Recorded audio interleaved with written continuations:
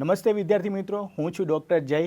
ફરીથી આપનું સ્વાગત છે આ પોડકાસ્ટની અંદર. સારથી પ્રોજેક્ટ જે ડીઓ કચેરી અમદાવાદ અને એએમએ અમદાવાદ દ્વારા વિદ્યાર્થીઓને કરિયર ગાઈડન્સ માટે આપણે કરી રહ્યા છે. આજના પોડકાસ્ટની અંદર આપણી સાથે છે તમન્ના. તમન્ના એટલે એક એવી તમન્ના કે દરેક વ્યક્તિને કંઈક બનવાની તમન્ના હોય છે, પણ તમન્નાની અંદર જ ઘણી બધી એવી ખૂબીઓ છે, એવી ટેલેન્ટ છે, સ્કિલ છે કે એને આપણે આપણા સ્ટુડિયોમાં બોલાવી જ પડી. કેમ કે દરેક લોકોને પોતાનો એક ગોલ સેટ કરવાનો હોય, આગળ વધવાનું હોય. ઘણી વખત તો તમે ગ્રેજ્યુએશન કર્યા પછી પણ શું કરવું છે એના વિશે ખબર હોતી નથી, પણ તમન્ના પાસે આ બધી વસ્તુ પહેલેથી જ ડિસાઇડેડ હતી. એક તમને અહીંયા વાત કરવા માગીશ કે આ આખો પોડકાસ્ટ હિન્દીમાં હશે, તો હવે હું તમન્નાને જે કાંઈ પણ ક્વેશ્ચન કરીશ હિન્દીમાં કરીશ. આપણી રાષ્ટ્રભાષા છે, બધા લોકો સમજી જ જશે. तो આપણે હવેનો પોડકાસ્ટ આપણે हिंदी કરી રહ્યા છીએ. तो मैं तमन्ना से ये बात पूछना चाहता हूँ कि तमन्ना, आपका पहले तो ये स्टूडियो में स्वागत है और ये पॉडकास्ट जो है वो हम सारथी प्रोजेक्ट अंतर्गत कर रहे हैं. डीओ सर की मदद से और एमए की मदद से हम ये पॉडकास्ट स्टूडेंट के फ़ायदे के लिए, उसके करियर के लिए, गाइडेंस के लिए कर रहे हैं. आप भी एक स्टूडेंट ही है, लेकिन इस छोटी सी एज में, जबकि आप 11th स्टैंडर्ड में हो और काफ़ी सारे अचीवमेंट्स है, तो आपको हमें बुला के हमारे स्टूडेंट को ये दिखाना चाहते हैं कि आप छोटे हो लेकिन आप काम बहुत बड़ा कर सकते हो और अभी से स्टार्ट करोगे तो बहुत ऊंचाई तक पहुंच सकते हैं. ठीक है, तो मैं पहला ही क्वेश्चन आपसे करना चाहता हूं कि आप पहले से पढ़ने में कैसी थी, आपकी शुरुआती यानी कि प्राइमरी एजुकेशन कैसी रही? सर, प्राइमरी एजुकेशन मैं बचपन में काफ़ी अच्छे से पढ़ती थी. लाइक मेरा सबसे पहला इंटरेस्ट था साइंस में. मैं जब बहुत छोटी थी तब मुझे ऐसी इच्छा होती थी कि मैं एस्ट्रोनॉट बनूं. किंतु जैसे जैसे मैं बड़ी हुई मैंने सीखा मेरे पेरेंट्स से, बहुत सारे ऐसे मार्गदर्शकों से कि हमें देश की सेवा करनी है, हमें अपने लोगों की सेवा करनी है, हमें अपने लोगों तक पहुंचना है. और धीरे धीरे मेरे अंदर ऐसी एक फीलिंग आई, ऐसी जागरूकता आई कि मुझे मेरे देश के लिए कुछ करना है और मुझे सेवा करनी है. तो मुझे ऐसा लगा कि मैं अपने विषयों की चुनौती कुछ इस तरह से करूं कि मैं आगे चल के एक ऐसा लोगों पर एक इम्पैक्ट ला सकूं, एक ऐसा पॉजिटिव इम्पैक्ट जो उनकी ज़िंदगियों पर एक अच्छा हेल्दी छाप छोड़ सके. Very good. यानी कि पहले से आपने चैलेंज को स्वीकार कर लिया कि मुझे कुछ बनना है और मुझे ऐसा बनना है कि सारे, जैसे कि आपने अभी बताया कि एस्ट्रोनॉट बन के भी कर सकते देश की सेवा, लेकिन काफ़ी सारे एस्ट्रोनॉट आगे बढ़ सके उसके लिए मुझे कुछ करना है कि देश के अंदर जो हो रहा है और उसके ऊपर कुछ काम करके दिखाना है. तो आपने शुरुआत ये ठान लिया कि मुझे ऐसा कुछ करना है कि देश की सेवा कर पाए. तो फिर आपने जो विषय की जो आपने चुना कि मुझे ये सब्जेक्ट लेने हैं, तो वो कैसे तय हुआ? सर, सबसे पहले मेरे सब्जेक्ट्स, मैंने ह्यूमैनिटीज़ की स्ट्रीम ऑप्ट की है और उसमें मेरे सब्जेक्ट्स हैं political science, legal studies, history, sociology and English. Sir, जब मैं छोटी थी हम लोग अहमदाबाद में ही रहते थे. फिर हम लोग 5 वर्ष के लिए हैदराबाद चले गए और अभी मैं फिर से यहाँ अहमदाबाद में हूँ. मैंने बचपन में देखा कि जब भी कहीं पे बारिश होती है या कुछ भी होता है, सबसे पहला इम्पैक्ट हमारे रोड्स पे आता है कि उनमें गड्ढे बन जाते हैं, पानी भर जाता है. ये सारी चीज़ें देख के हमेशा मेरे दिल में, दिमाग में ऐसा ख्याल आता है कि यहाँ पर हम कोई बदलाव क्यों नहीं कर पा रहे हैं. तो मैंने अपने विषय कुछ इसी प्रकार चुने कि मैं अपना जो नॉलेज है वो उस डायरेक्शन में बढ़ा पाऊँ जहाँ पर मुझे पता हो कि अगर मैं आगे चल के कोई ऐसी पोस्ट पर पहुँचूँ तो फिर मैं किस प्रकार से अपना इम्पैक्ट, अपना इन्फ्लुएंस वहाँ पर ला सकती हूँ और मैं कैसे लोगों का बेहतर कर सकती हूँ. जी बिल्कुल. आपने जैसे बताया कि जिस तरीके ये नॉर्मल कंडीशन है, काफ़ी जगहों पे ये चीज़ें होती है, लेकिन आपने जिस तरीके से बताया आपके पास सॉल्यूशन है. अभी दुनिया के अंदर काफ़ी सारे लोगों के पास क्वेश्चंस बहुत है, प्रॉब्लम्स बहुत है, लेकिन सॉल्यूशन नहीं है. कोई सॉल्यूशन की बात नहीं कर रहा. ठीक है, सब कंप्लेन करते हैं कि ये हो गया, पानी भर गया, ये हो गया, ये करना है, लेकिन कोई वहाँ जाके चेंज करना नहीं चाहता. आप जो परिवर्तन लाना चाहती है उनके लिए भी आपके पास सॉल्यूशन है और उस सॉल्यूशन के हिसाब से आप लोगों पे काफ़ी सारा इम्पैक्ट भी ला सकते हैं. अच्छा, मैं आगे जाके बात करना चाहता हूँ कि काफ़ी सारी चीज़ें हैं जो लाइफ में हम गोल सेटिंग की बात करें तो सेट करके रखते हैं कि मुझे ये करना है, लाइफ में ये करना है. तो आपके ये शॉर्ट टर्म और ये लॉन्ग टर्म आपने गोल्स क्या सेट किए हैं? सर, सबसे पहले शॉर्ट टर्म की बात की जाए तो एकेडमिक फ्रंट पे मैंने ऐसा ठाना है कि मैं CUET, common university entrance test की एग्ज़ाम के लिए प्रिपरेशन कर रही हूँ और मुझे इंडिया की कुछ ऐसी यूनिवर्सिटीज़ जो ह्यूमैनिटीज़ की फील्ड में एक्सपोनेंशियली एफिशिएंट है, मुझे वहाँ पे एडमिशन अचीव करना है। पर्सनल फ्रंट पे मुझे मेरी हॉबीज़ जैसे कि कविताएं लिखना, रेसिटेशन करना और किताबें लिखना, नॉवेल्स बनाना, ये सारी चीज़ों पे मुझे फोकस करना है और इसी में मुझे आगे बढ़ना भी है। ओके, तो ये काफ़ी क्लियर गोल है, मतलब हाँ। क्लैरिटी आपके माइंड में पहले से है कि मुझे अभी ये करना है और आगे जाके भी ये करना है। हाँ। तो ये ह्यूमैनिटीज़ पे आपने जो भी अभी बोला है कि उसके बारे में मुझे ये करना है, तो इसकी प्रेरणा आपको कहाँ से मिलती है? सर, प्रेरणा के तो बहुत सारे सूत्र हैं। सबसे पहला मेरे पेरेंट्स हैं, जिन्होंने मुझे अनकंडीशनली और सेल्फलेसली मुझे गाइड किया है और करते आ रहे हैं और सपोर्ट भी करते आ रहे हैं। उसके अलावा मैं स्वामी विवेकानंद जी को बहुत मानती हूँ। मेरी सबसे पहली जो स्पीच मैंने सुनी, समझी और याद करी, वो स्वामी विवेकानंद जी की थी, जो उन्होंने शिकागो में वर्ल्ड्स पार्लियामेंट ऑफ रिलीजन में 1893 में डिलीवर की थी, जिसका नाम है sisters and brothers of America. Yes. सबसे पहले मुझे उनसे प्रेरणा मिली। फिर मेरे दिमाग में आते हैं हमारे राष्ट्र कवि श्री रामधारी सिंह दिनकर जी। उनको मैं अपने दिल के बहुत करीब रखती हूँ। उनकी किताब रश्मि रथी, जो एक खंड काव्य है, वो किताब हमेशा मेरे दिल के पास रहती है।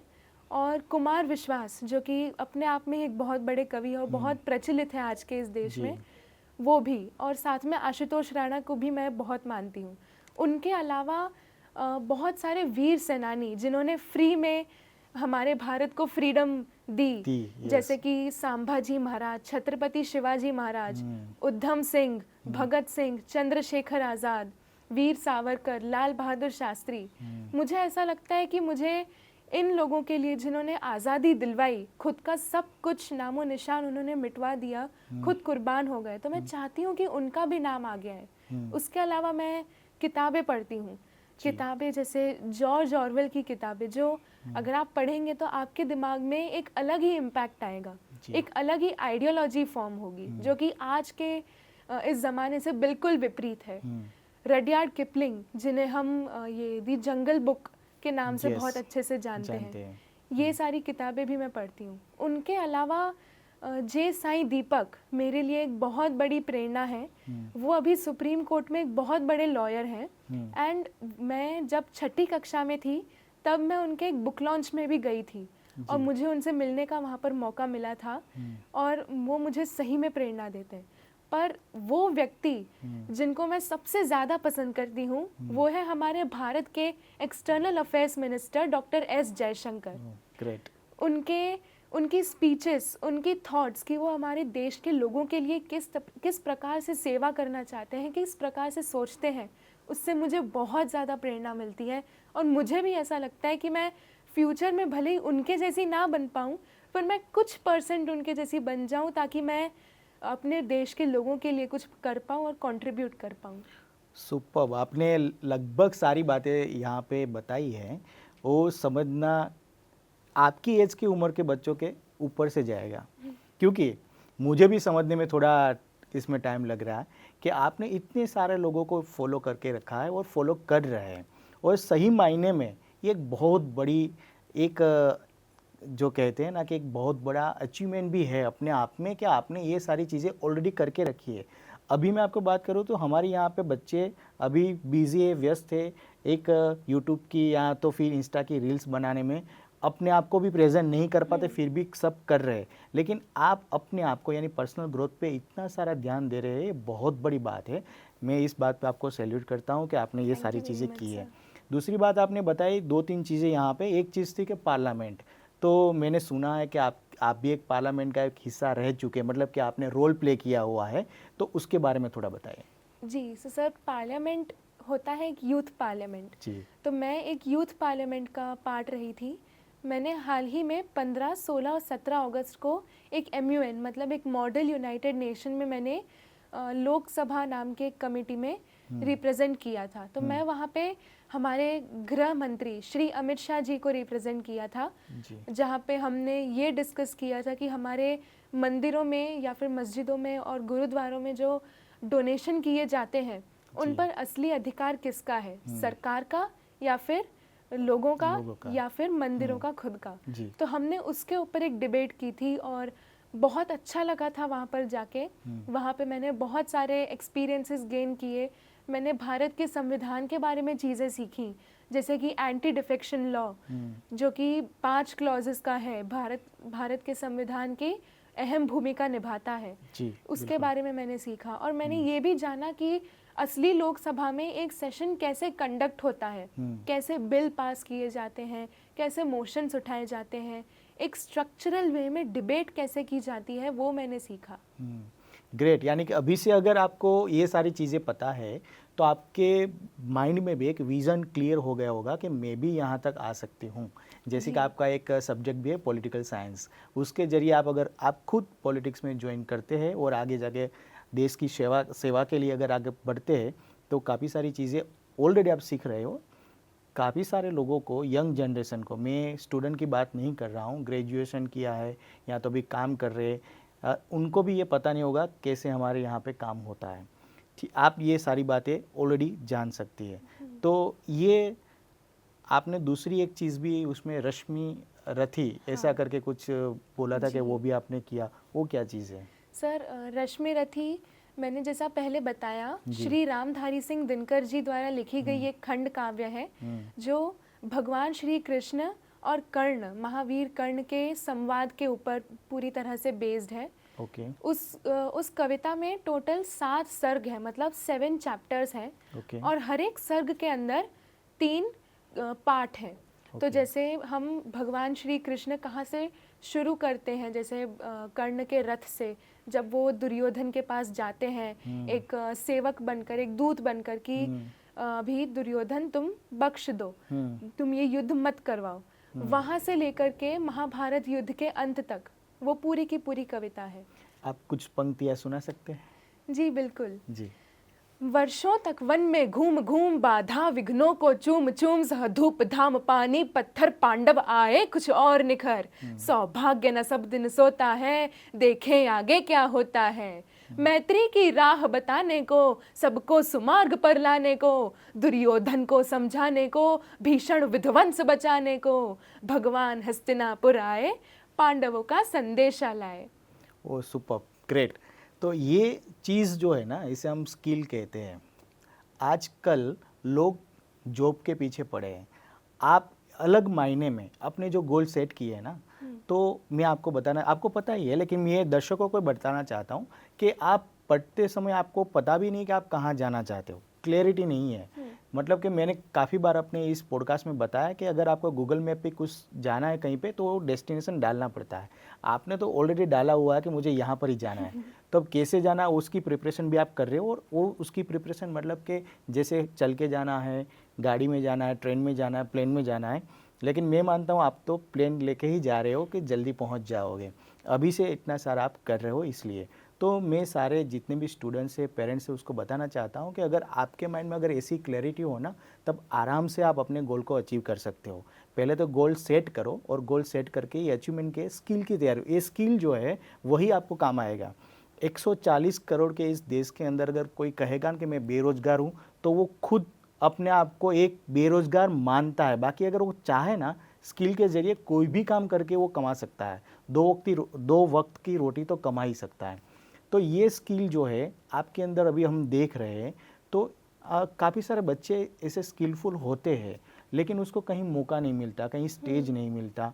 आपने जो इतनी सारी इंस्पिरेशन अपने आप में भरी हुई है, आप किताबें पढ़ती है, और सही मायने में किताब ऐसी चीज़ है कि आपको सेल्फ डेवलपमेंट में बहुत काम आती है। सेल्फ डेवलपमेंट एक ऐसी चीज़ है जहाँ पे आपके अंदर जो भी टैलेंट है उसको आप बाहर ला सकते हैं कि कैसे उसको लोगों के सामने प्रस्तुत करना है, राइट। तो आपको ये मैं पूछना चाहता हूँ, जब ये किताब के बारे में, ये आपके अभी जो आपने बोला वो स्किल के बारे में, ये सारी चीज़ें आपको कैसे पता चली, धीरे धीरे आपने कैसे स्टार्ट कैसे किया था? सर, मैंने शुरुआत तो 8वीं कक्षा से करी थी। मैं अपनी स्कूल में एक इंटर हाउस डेक्लेमेशन कंपटीशन, मतलब एक स्पीच का एक कंपटीशन था, वहाँ पर मैंने सबसे पहले, जैसा मैंने बताया, स्वामी विवेकानंद जी की स्पीच पहले करी थी। फिर मैंने वाटर है उसके ऊपर मैंने एक स्पीच ढूंढ के वो भी याद करी थी, बाय डॉक्टर काव्य मदानी, पर मैं वहाँ पर सफल नहीं हो पाई। फिर उसके बाद मैंने ठान लिया क्योंकि हम कहते हैं ना कि लहरों से डरकर नौका पार नहीं होती, कोशिश करने वालों की कभी हार नहीं होती। मैंने अपने दिमाग में ठान लिया कि मुझे अपनी स्पीच पे, अपने ओरेशन पे और अपने एकेडमिक एंडेवर्स पे मेहनत करनी है। मैंने पब्लिक स्पीकिंग की क्लासेस ज्वाइन करी, जहाँ पर मैंने बॉडी लैंग्वेज, कॉन्फिडेंस बूस्टिंग, अलग अलग प्रकार की स्पीचेस कैसे डिलीवर करी जाती हैं, वॉइस मॉड्यूलेशन और ऐसी सारी अन्य चीज़ें मैंने सीखी।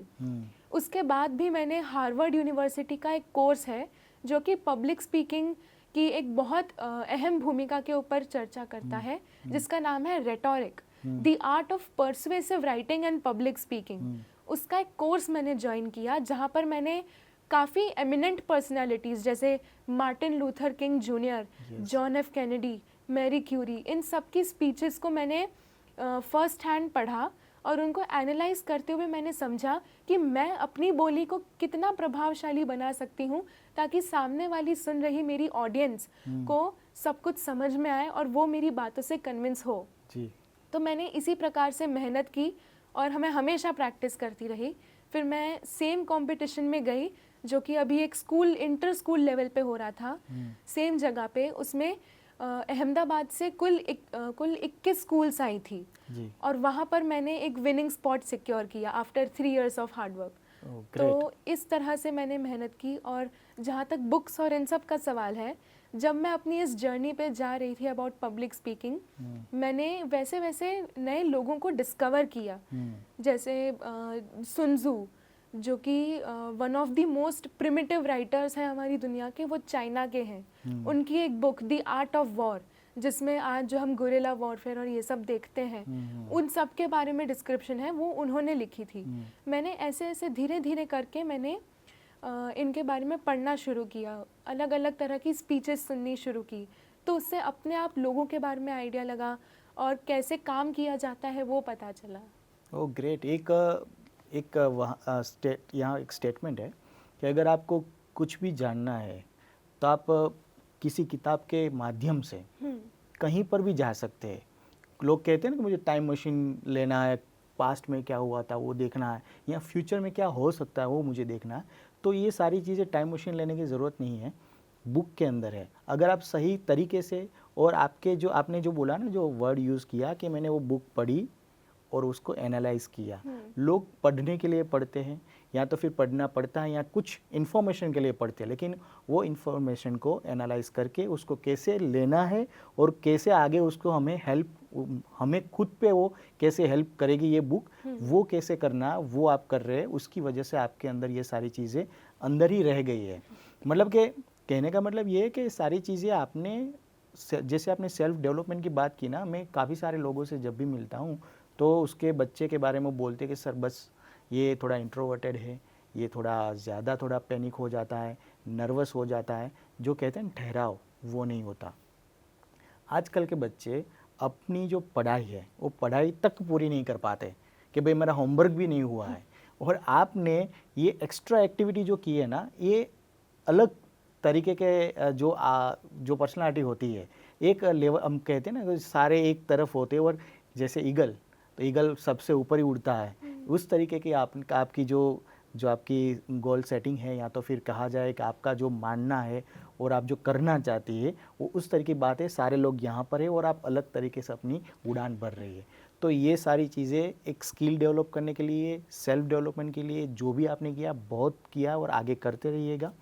मैं यहाँ पे दूसरी बात आपसे ये पूछना चाहता हूँ कि काफ़ी सारे अचीवमेंट्स आपके हैं, उन अचीवमेंट के अंदर आपको सबसे ज़्यादा जो आपको खुद को ऐसा महसूस हुआ हो कि हाँ आज मैंने कुछ करके दिखाया। वैसे आपने कहा कि एक बार मैं फेल हुई, फिर 3 साल तक हार्ड वर्क किया। लोग एक बार फेल होते हैं या तो फिर एक बार भी ट्राई नहीं करते, छोड़ देते हैं, और जिस उम्र में आप थी वहाँ तो लोग रोने लगते हैं, नर्वस हो जाते हैं कि नहीं करना है, ठीक है। तो आपने तो उसको दोबारा से वहाँ पे गई और वहाँ से आपने विनिंग यानी कि आपने वो प्राइज़ भी जीता, ठीक है, ये बहुत बड़ी बात है। लेकिन ये ऐसी कोई चीज़ है जो आप जहाँ पे पहुँचे और आपको लगा हाँ ये यहाँ पे आई, यहाँ मुझे बहुत अच्छा महसूस हुआ रहा, ये चीज़ मेरे लिए बहुत है? सर मैं हमेशा से ही इस सब्जेक्ट की लर्नर हूँ और मैं हमेशा ही इस सब्जेक्ट की लर्नर रहूँगी। मेरे पास यहाँ पे ऐसा कोई फुल स्टॉप नहीं है कि यहाँ पर मुझे ऐसा लग रहा है कि बस मैंने सब कुछ अचीव कर लिया है या फिर it is all enough. But एक ऐसा मोमेंट जहाँ पर मुझे ऐसा लगा कि हाँ मुझे अभी कुछ आया है इस फील्ड का, मैं इस बड़े से ग्राउंड का एक छोटा सा कण मैंने कवर कर लिया है, ऐसा मुझे तब लगा जब मैं नेशनल लेवल पे अपनी स्कूल की तरफ से गई थी टू रिप्रेजेंट गुजरात एक इंडिया रीडिंग ओलंपियाड में। वहाँ पर हमको एक लिस्ट प्रोवाइड करी गई थी ऑफ मोर देन 1000 ऑथर्स। उसमें अलग अलग जर्नल्स थे जैसे poetry, classics, anime and everything. तो उस जो जितने भी ऑथर्स का नाम उसमें दिया हुआ था, हमें उनके बारे में सारी बुक्स पढ़नी थी और उनके बारे में जानना था। तो मैं अपनी स्कूल को रिप्रेजेंट करते हुए अपने गुजरात की तरफ से गई थी हैदराबाद में। एंड वहाँ पर हमने 7 घंटों का एक बड़ा सा क्विज खेला था which was all about literature, कि यहाँ पे ये ऑथर की बुक में ऐसा लिखा है, सो इसका इंटरप्रिटेशन क्या है।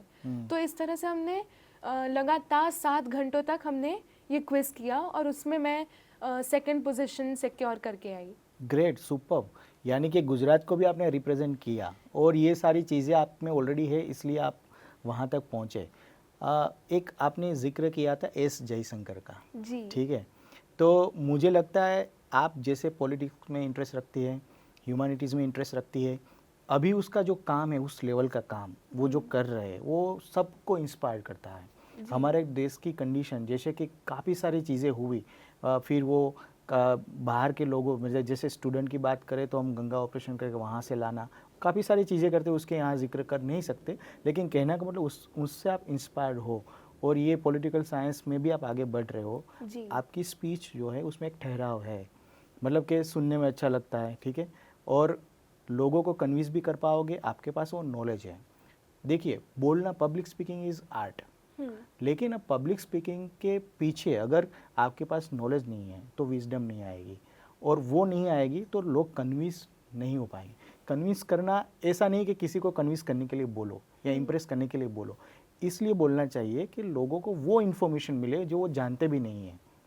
वो सारी चीज़ें आपने ऑलरेडी इन सारे लोगों को फॉलो करके ली है, और मेरा तो मानना ये है कि ये सारे लोग वो है, कभी कोई भी नाम ऐसा नहीं आया कि वो पिक्चर का हीरो है या वो ऐसा है या कोई, हाँ काफ़ी सारे उनमें भी लोग अच्छे हैं, उनमें से काफ़ी सारी चीज़ें ले सकते हैं, लेकिन अभी तक आपने ऐसे कोई नाम नहीं दिए जो लोग बार बार सुनने में आता है कि आपका फेवरेट कौन है, तो लोग नाम क्या देते हैं, हीरो का, हीरोइन का, ऐसे ही लोग देते हैं। इस उम्र में तो वही है, ज़्यादा से ज़्यादा वो शक्तिमान, पहले हमारे यहाँ पे शक्तिमान हुआ करता था, अभी स्पाइडरमैन है, सुपरमैन है, तो ये सारी चीज़ें लोग बच्चे बोलते हैं।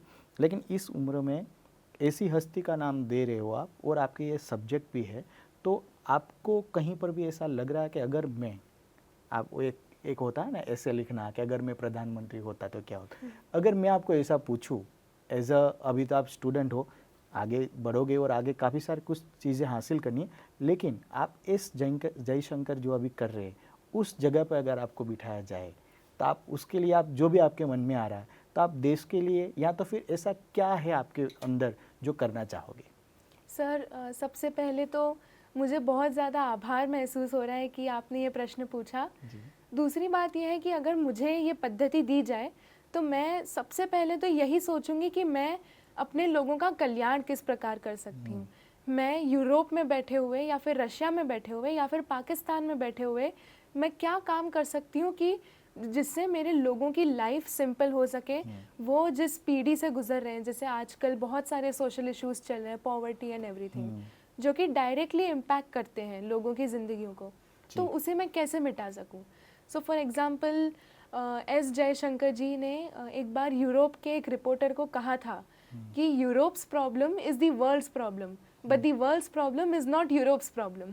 सो मेरा ऐसा मानना है कि मैं भी इस तरह से अपने देश को डिफेंड कर सकूं, मैं ये सच्चाई सामने रख सकूं कि दुनिया एक है, हम वसुधैव कुटुंबकम में मानते हैं। जी बिल्कुल। हम इस दुनिया को एक परिवार की तरह मानते हैं, हमारी गीता में भी लिखा हुआ है। तो मेरा वही है कि मैं अपने देश को एक यूनाइसन में ला सकूं और अपने लोगों का कल्याण कर सकूं। जी, बिल्कुल। आपने बिल्कुल सही बोला क्योंकि हर एक जगह पे, हर एक कंट्री में हमारे देश के लोग हैं और जहाँ-जहाँ देश के लोग हैं, हमारे कंट्री में जहाँ पर है, वहाँ पे इंडिया है।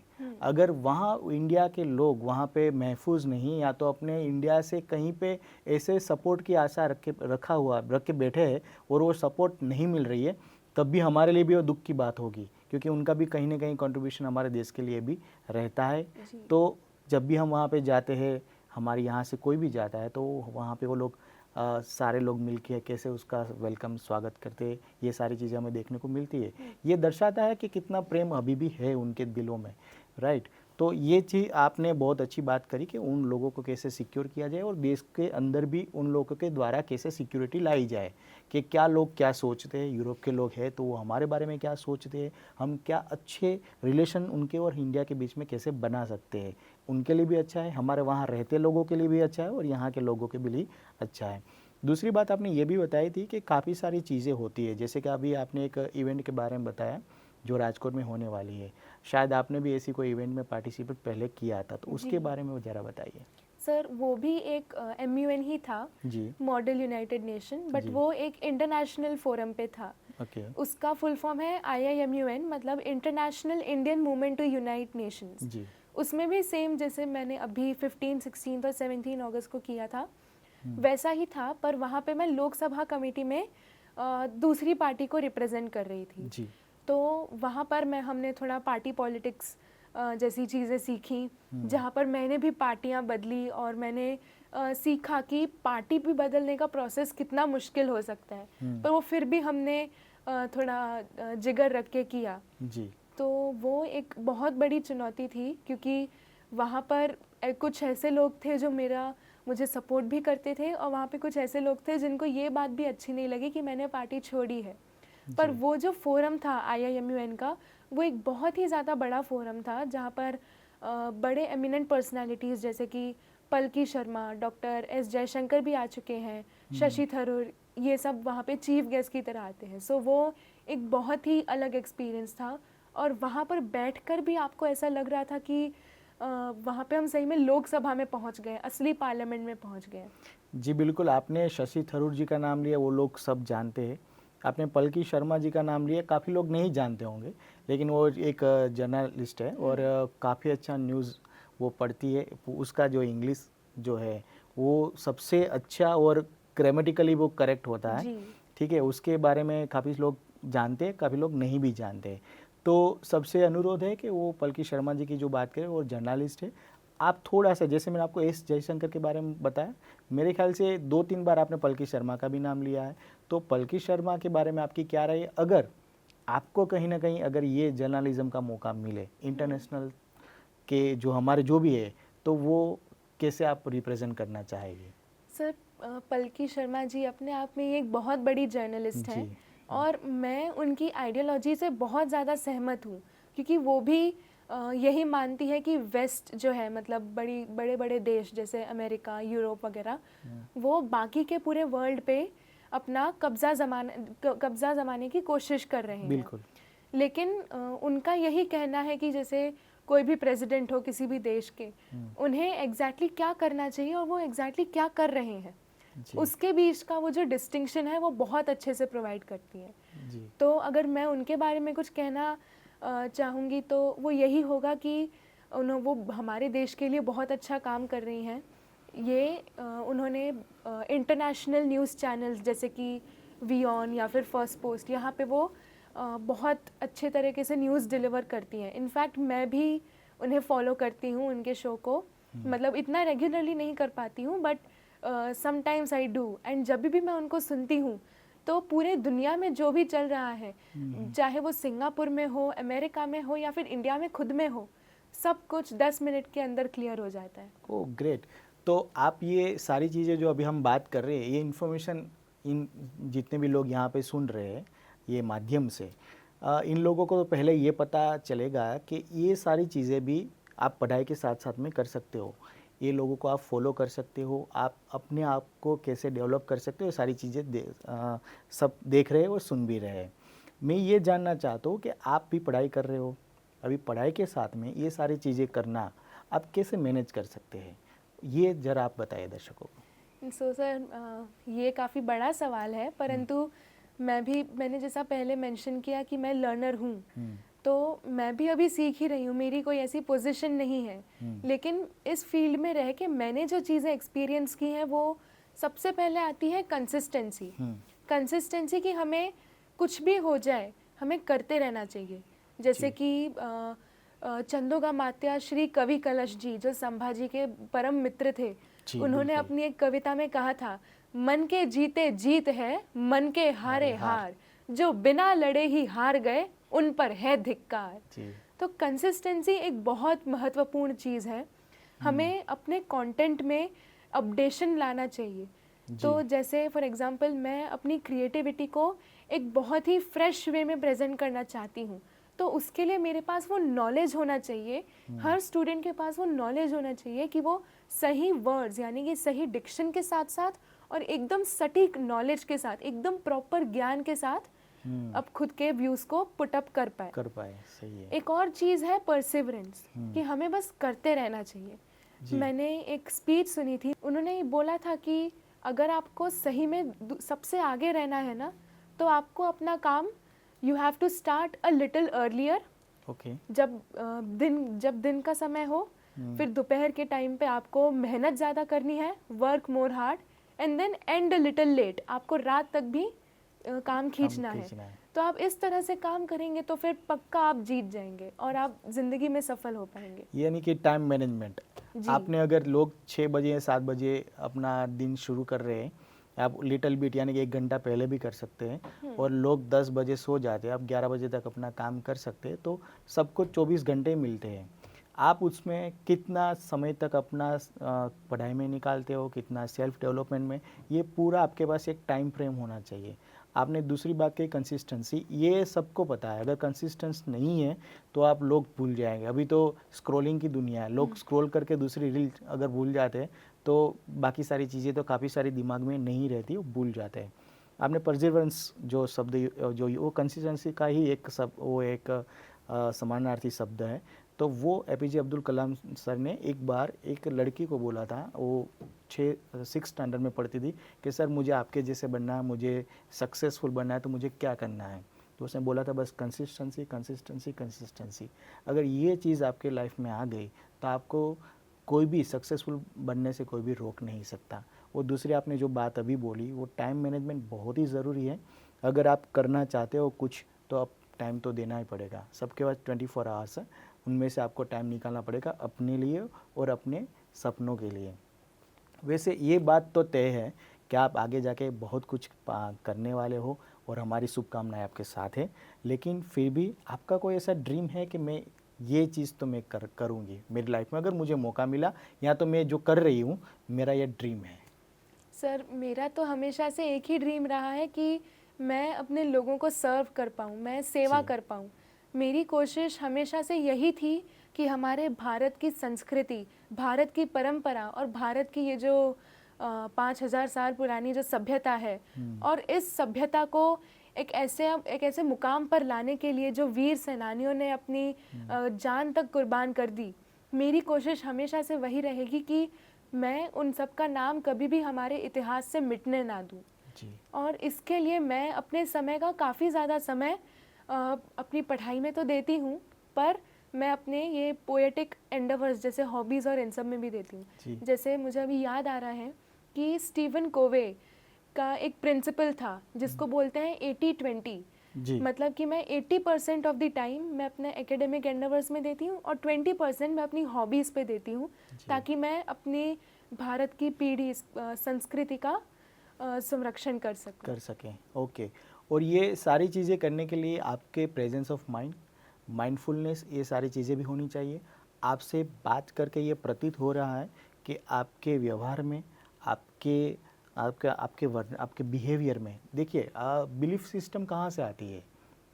हम जो चीज़ें हम लेते हैं, ग्रेप्स, जो भी हमारे नॉलेज हम कहीं से भी लेते हैं, कोई बुक्स में से लेता है, कोई मोबाइल फ़ोन से लेता है, कोई अपने आप के कहाँ से वो बिलोंग करता है, वो एटमॉस्फेयर से लेता है। वो सिस्टम से होता है आपका फीलिंग आती है, और फीलिंग्स के बाद होता है बिहेवियर। तो आपकी जो बिलीफ सिस्टम जो जिसकी मैं बात कर रहा हूँ इतनी स्ट्रॉन्ग है कि उसके हिसाब से आपका बिहेवियर भी बहुत ही अच्छा है। अभी जिस तरीके से आप बात प्रेजेंट कर रहे हो, बात को जैसे समझा रहे हो, आपके जो भी क्वेश्चंस आपने उसके आंसर दिए हैं, वो सारी चीज़ें इतनी सटीक है कि किसी के भी दिमाग में ये बैठ जाएगा कि आप कहना क्या चाहते हो और करना क्या चाहते हो। एक डायलॉग था ना वो कि कहना क्या चाहते हो। आज लोगों को ये पता नहीं है कि वो क्या बोल रहा है। काफ़ी सारे लोग बोल रहे हैं, बस बोल रहे हैं, इसने किया तो मैं भी करूँगा, ये सारी चीज़ें हो रही है। और सबसे सबसे जो बात है जो आपने अभी से तय करके रखी है, लेकिन लोग जानते नहीं हैं कि वो करना क्या चाहते हैं। तो आगे जाके मैं दर्शकों को ये बताना चाहूँगा कि ये दो चीज़ों को आप अच्छी तरीके से समझ लीजिए कि कहना क्या चाहते हो और करना क्या चाहते हो। तो ये यहाँ पे हम अपना पॉडकास्ट अंतिम चरण में लेके जा रहे हैं। मैं तमन्ना से ये बात करना चाहूँगा कि आप ये पॉडकास्ट के ज़रिए, ये जो सारथी प्रोजेक्ट के ज़रिए काफ़ी सारे लोग इसमें जुड़ेंगे, आगे जाके काफ़ी सारे स्कूल को भी ये दिखाया जाएगा। तो आप स्टूडेंट को क्या कहना चाहते हैं? दूसरी चीज़ मैं आपसे ये भी पूछना चाहूँगा कि एज अ स्टूडेंट आप अपने जो टीचर्स हैं उनसे भी क्या एक्सपेक्टेशन रखती है? मतलब कि काफ़ी सारी चीज़ें होती है, सब अच्छे ही होते हैं, लेकिन फिर भी एक स्कूल से या टीचर से एक्सपेक्टेशन स्टूडेंट की रहती है कि मैं ये करना चाहती हूँ, तो मुझे ये चीज़ अगर सपोर्ट में मिले तो मैं और ज़्यादा भी कर सकती हूँ। ठीक है, तो ये दो चीज़ें आपको स्टूडेंट को और टीचर को बतानी है। ओके, सो सर, गुरु तो हमारे लिए गोविंद के समान होते जी हैं बिल्कुल। और हम शिष्य तो सेवक जैसे होते हैं। तो मेरा ऐसा ही है कि गुरुओं के लिए तो मुझे पर्सनली मैं बताऊं तो मुझे बहुत सपोर्ट मिला था मेरी टीचर से।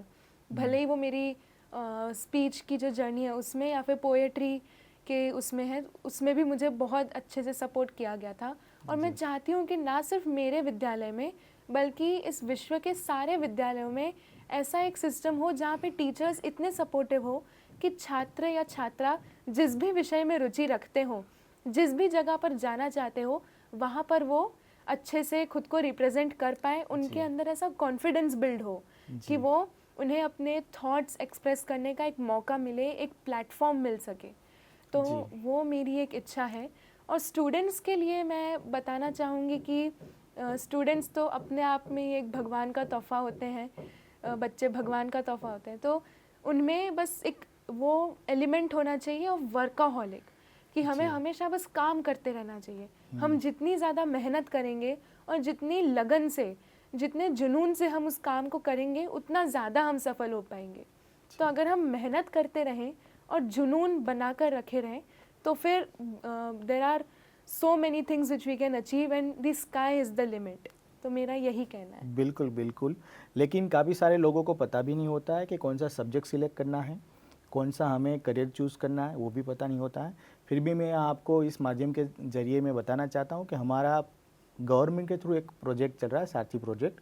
अगर आपको क्वेश्चन है कि मुझे क्या करना है, उनके लिए भी उसका हम असेसमेंट करके उसको बता सकते हैं। आप हमारा भी कांटेक्ट कर सकते हैं कि मुझे सब्जेक्ट लेने के बारे में पता नहीं चल रहा है 8, 9, 10 स्टैंडर्ड तक, तो वो भी हम आपको बता सकते हैं या AI के माध्यम से असेसमेंट करके। अगर दूसरी बात करियर सिलेक्शन में भी प्रॉब्लम आ रही है तो वो भी हम कर सकते हैं, लेकिन ज़रूरत है आपको हार्ड वर्क की। अगर कोई भी करियर आपने सिलेक्ट किया है लेकिन हार्ड वर्क नहीं है, वो पैशन नहीं है, पेशेंस नहीं है, तो आप कुछ नहीं कर पाओगे। तो अभी जितने भी स्टूडेंट सुन रहे हैं उनको प्रेशर लेने की ज़रूरत नहीं है, पेशेंस की ज़रूरत है ना, पेशेंट बोलते हैं एक जो चीज़ है वो आप कैसे ज़्यादा कर सकते हो उनकी ज़रूरत है, और वो फीलिंग के साथ अगर आप जाओगे तो प्रॉब्लम नहीं आएगी। ये बस 9th में 10th में आना, 10th में 11th करना है। अगर ये सारी चीज़ें होती रही तो कुछ नहीं, कहीं पर भी नहीं पहुंच पाओगे। अगर आपने डिसाइड कर लिया यहाँ जाना है तो आप ज़रूर वहाँ तक पहुँच जाओगे। ये अच्छी बात कही। अब मैं आपको एक लास्ट जो क्वेश्चन करना चाहता हूँ वो ये है, हम ये प्रोजेक्ट कर रहे हैं साथी प्रोजेक्ट के अंडर में पॉडकास्ट का, वो आपको कैसा लगा और एक मैसेज अगर आप देना चाहो तो क्या दोगे? सर, मुझे पर्सनली बहुत ज़्यादा ग्रेटफुल फील हो रहा है कि मुझे यहाँ पर आने का मौका मिला और अपना संदेश देने का मौका, एक प्लेटफॉर्म मिला। और मैं बहुत सारा ग्रैटिट्यूड आपको व्यक्त करना चाहूँगी कि आपने मुझे कंसिडर किया और मुझे यहाँ पर बुलाया। और मैं बहुत ज़्यादा खुश हूँ ये जानकर कि मुझे यहाँ पे एक प्लेटफॉर्म मिल रहा है दूसरे बच्चों को भी मोटिवेट करने का और खुद भी यहाँ से कुछ सीख के जाने का।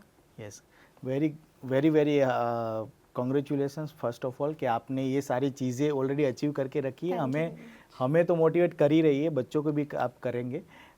ये बात आपने बहुत अच्छी, ग्रेटफुल, यानी कि ये जो एटीट्यूड है ना, वो ग्रेटफुल एटीट्यूड होना चाहिए। जी। अगर ये ग्रेटफुल एटीट्यूड नहीं रहा किसी का भी, तो आगे जाके आप कुछ नहीं कर पाओगे। तो काफ़ी सारे लोगों का जो एटीट्यूड होता है, वो एटीट्यूड मतलब कि उनको अलग तरीके से कैसे अपने आप को प्रेजेंट करना, उसको एटीट्यूड मानते हैं। वो एटीट्यूड नहीं है।